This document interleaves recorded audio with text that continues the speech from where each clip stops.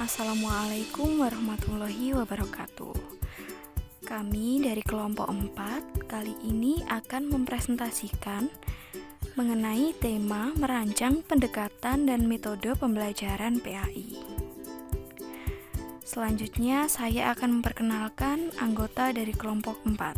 Yang pertama yaitu Alwi Firdausyah, yang kedua yaitu Anang Taufik, yang ketiga yaitu Ahmad Nurwildanul Firdaus, dan yang terakhir saya sendiri, Indah Purwitosari. Oke, selanjutnya kita akan masuk ke materi pertama yang akan disampaikan oleh Saudara Wildan. Oke, kali ini saya akan menjelaskan tentang pendekatan pembelajaran. Term atau istilah lain yang harus diperhatikan dalam dunia pengajaran adalah pendekatan pembelajaran. Menurut Nurjannah, secara garis besar akan terbagi pada dua pemahaman makna. Yang pertama, pendekatan dimaknai dengan memandang fenomena atau budaya sosial. Pemaknaan yang terkait dengan pendekatan menjadi paradigma, sedangkan bila cara memandang atau menghampiri pendekatan menjadi perspektif atau sudut pandang. Yang kedua, pendekatan berarti disiplin ilmu. Makna yang terkait dari hal ini dapat disebut dengan studi Islam dengan pendekatan sosiologis. Sama artinya dengan mengkaji Islam dengan menggunakan disiplin ilmu sosiologi. Konsekuensi dari pendekatan di sini adalah menggunakan teori-teori dari disiplin ilmu yang dijadikan sebagai pendekatan. Dilihat dari jenisnya, pendekatan pembelajaran terbagi pada dua jenis. Yang pertama adalah pendekatan pembelajaran yang berorientasi atau berpusat pada siswa. Yang kedua, pendekatan pembelajaran yang berorientasi atau berpusat pada guru. Menurut Milano, pendekatan yang berorientasi kepada guru dapat dinamakan pembelajaran konvensional, di mana hampir semua kegiatan pembelajaran dikendalikan oleh guru dan staf lembaga pendidikan. Karakteristik dari pendekatan ini berproses dengan belajar mengajar atau proses komunikasi berlangsung di dalam kelas dengan menggunakan metode ceramah secara tatap muka face to face yang dijadwalkan oleh sekolah. Sementara itu, pendekatan pembelajaran yang berorientasi kepada peserta didik merupakan sistem pembelajaran yang menunjukkan dominasi peserta didik selama kegiatan pembelajaran dan guru hanya sebagai fasilitator, mediator, pembimbing, dan juga pemimpin. Karakteristiknya berorientasi pada peserta didik, di mana kegiatan pembelajaran beragam dengan menggunakan berbagai macam sumber belajar, metode, media, dan strategi secara bergantian. Sehingga selama proses pembelajaran, peserta didik berpartisipasi aktif baik secara individu maupun kelompok. Oke, selanjutnya saya akan membahas materi mengenai pengertian metode pembelajaran. Metode berasal dari bahasa Yunani, yaitu meta dan hodos. Meta berarti melalui dan hodos berarti jalan atau cara. Jadi, metode mengandung pengertian suatu jalan atau cara yang dilalui untuk suatu tujuan. Menurut KBBI, metode merupakan cara kerja yang bersistem untuk memudahkan pelaksanaan suatu kegiatan guna mencapai tujuan yang ditentukan. Menurut Hasan Langgulung, metode adalah cara yang harus dilalui untuk mencapai tujuan pendidikan. Sedangkan menurut Hamiyah dan Jauhar, mengartikan bahwa metode merupakan cara untuk mengimplementasikan rencana yang sudah disusun dalam bentuk kegiatan nyata dan praktis untuk mencapai tujuan pembelajaran. Dari pengertian berikut, dapat kita simpulkan bahwa yang dimaksud dengan metode pembelajaran adalah suatu cara atau teknik tertentu yang tepat dan sesuai untuk menyampaikan bahan pelajaran kepada peserta didik untuk memudahkan pelaksanaan kegiatan belajar mengajar guna mencapai tujuan yang telah ditentukan. Metode pembelajaran tidak hanya berfungsi sebagai cara untuk menyampaikan materi saja, melainkan memiliki fungsi-fungsi atau tugas-tugas tertentu. Fungsi yang pertama yaitu metode pembelajaran sebagai motivasi ekstrinsik. Jadi di sini metode pembelajaran sebagai alat perangsang dari luar yang dapat membangkitkan belajar peserta didik dari luar, sehingga pelajaran itu dapat diterima peserta didik dengan mudah dan menyenangkan. Fungsi yang kedua yaitu metode pembelajaran sebagai strategi pengajaran. Maksudnya yaitu setiap guru diharuskan memiliki strategi pembelajaran yang baik agar kegiatan pembelajaran dapat mencapai tujuan. Fungsi yang ketiga atau fungsi yang terakhir yaitu metode pembelajaran sebagai alat untuk mencapai tujuan. Di sini maksudnya dengan adanya metode pembelajaran dapat menunjang kegiatan pembelajaran sehingga dapat dijadikan sebagai alat yang efektif untuk mencapai tujuan pengajaran. Ada beberapa metode yang selama ini telah dikenal atau bahkan digunakan oleh beberapa orang. Berikut ini metodenya. Yang pertama yaitu metode ceramah. Merupakan metode mengajar dengan menyampaikan informasi dan pengetahuan secara lisan kepada sekelompok pendengar untuk mencapai tujuan pembelajaran tertentu. Yang kedua yaitu metode diskusi.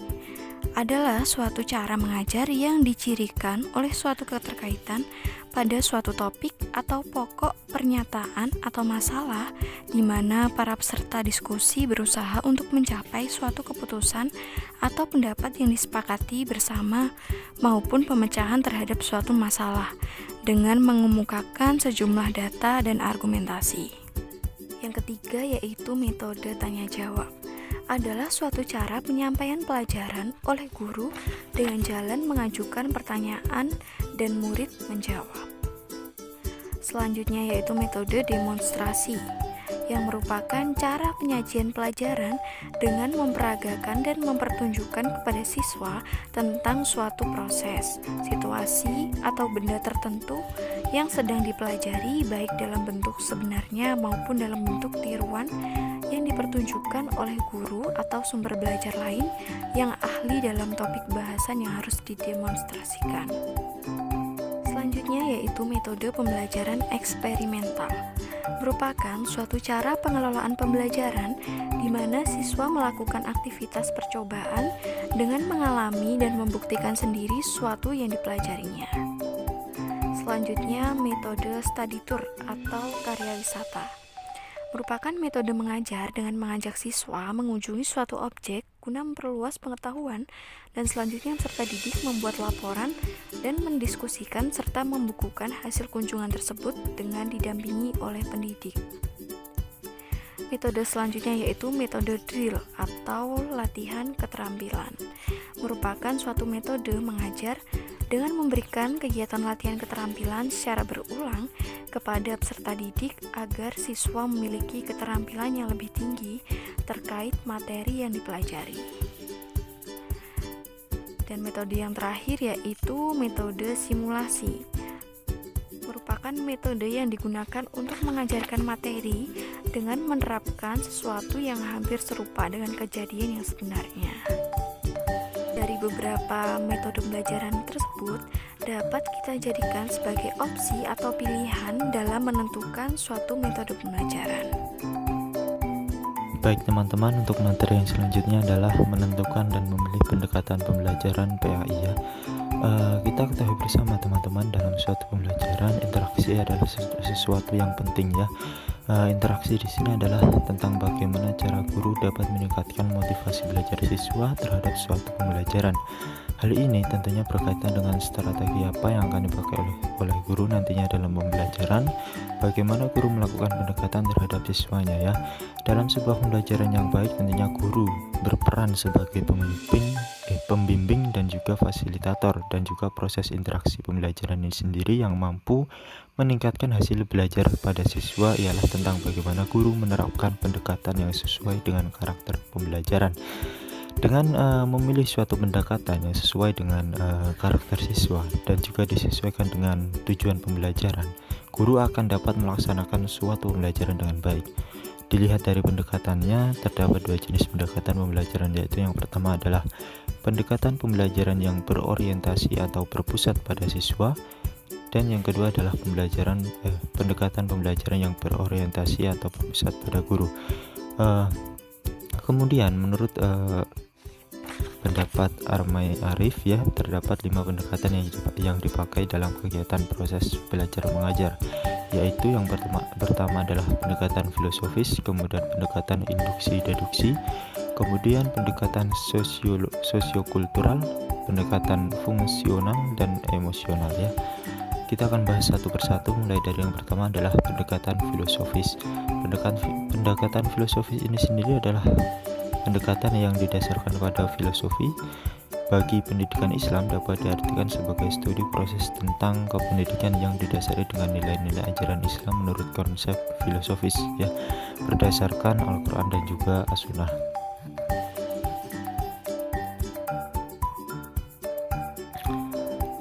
Kemudian yang pendekatan filosofis ini sendiri ya, dalam pendidikan Islam berbeda dengan Barat tentunya.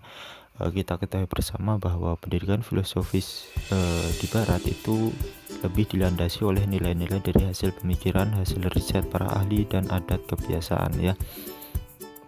Sedangkan dalam pendidikan Islam ini lebih didasari, dalam hal ini adalah Al-Quran benar-benar memberikan motivasi kepada manusia untuk selalu menggunakan pikirannya secara tepat guna untuk menemukan hakikatnya selaku hamba Allah, selaku makhluk sosial, dan selaku khalifah Allah di bumi.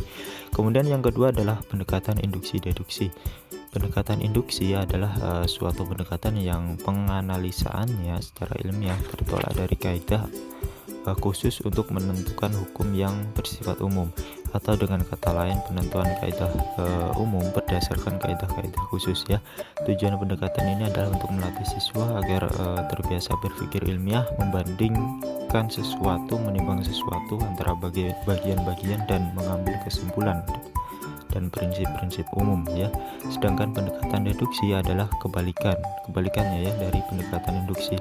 Kalau induksi bergerak dari hal-hal yang bersifat khusus ke umum, sementara deduksi ini adalah sebaliknya, yaitu cara berpikir analisa ilmiah yang bergerak dari hal-hal yang bersifat umum kepada hal-hal yang bersifat khusus. Kemudian yang ketiga adalah pendekatan sosiokultural ya.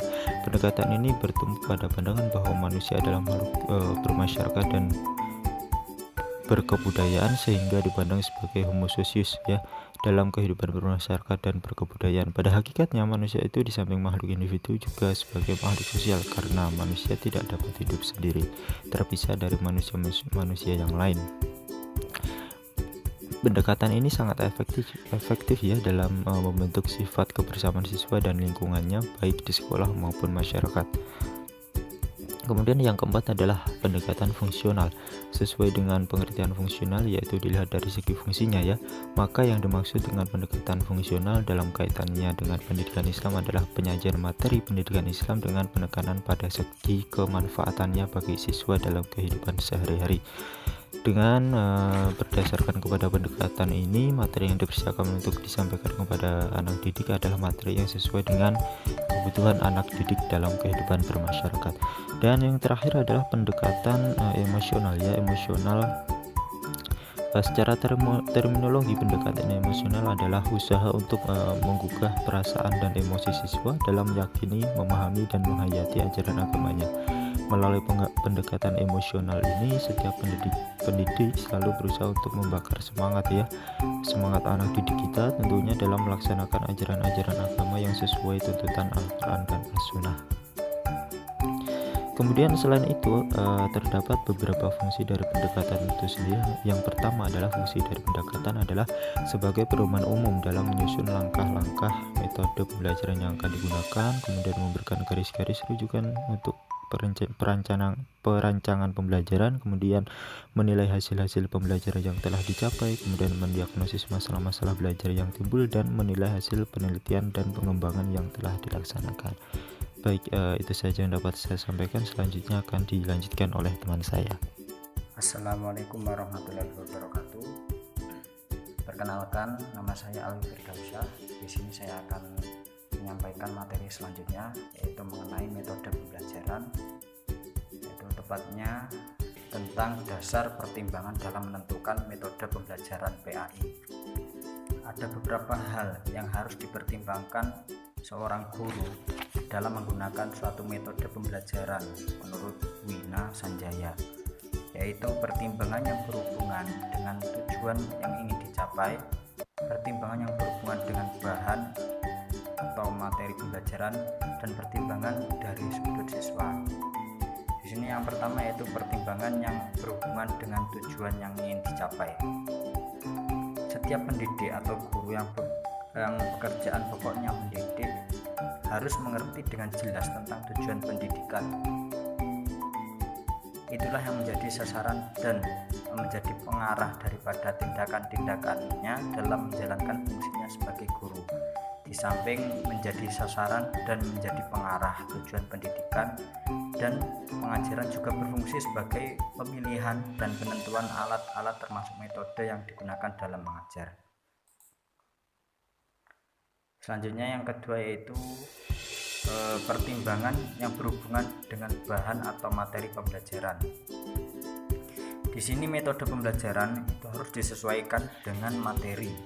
Seperti dalam bidang studi PAI, metode yang akan digunakan adalah metode diskusi atau ceramah. Itu bisa saja dilakukan.